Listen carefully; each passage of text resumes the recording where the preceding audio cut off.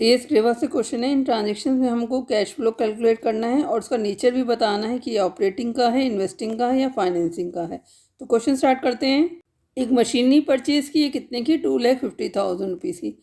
Check का कितना payment किया है? 20%। बैलेंस का क्या किया है उन्होंने? एक बॉन्ड इशू किया है।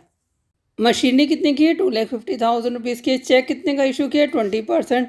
तो कितना हो गया? 2,50,000 इंटू कितना परसेंटेज होता है उसे ऊपर रखते हैं और 100 से डिवाइड कर देते हैं। कितना हो गया? 50,000। तो 50,000 रुपीज़ का आउटफ्लो हुआ है कि हमने पेमेंट किया है।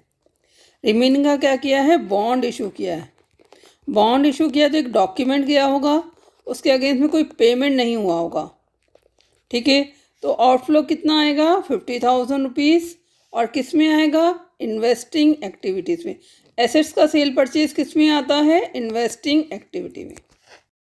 Paid ₹2,50,000 to acquire shares in Informa Tech Limited. Company ने शेयर्स परचेज किए हैं 2,50,000 रुपीज़ के।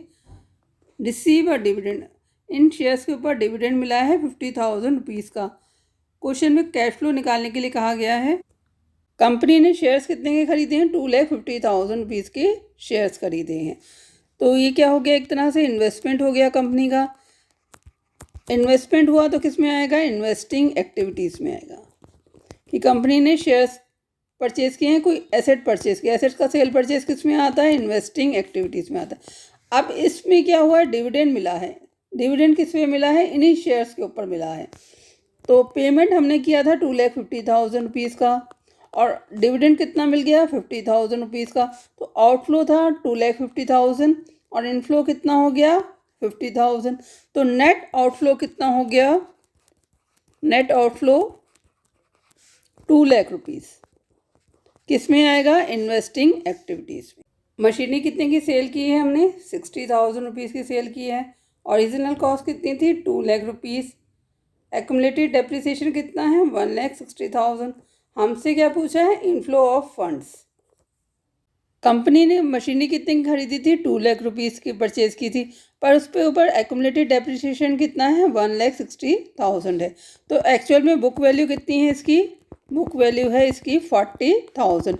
2 लाख रुपीज़ में से डेप्रिसिएशन को माइनस कर देंगे तो कितना आ जाएगा? 40,000। ये हमारी मशीनरी की बुक वैल्यू है। सेल कितने पे किया है इसको? 60,000 रुपीज़ पे किया है। तो इनफ्लो ऑफ फंड्स कितना हुआ? इनफ्लो हुआ 60,000 रुपीज़ का।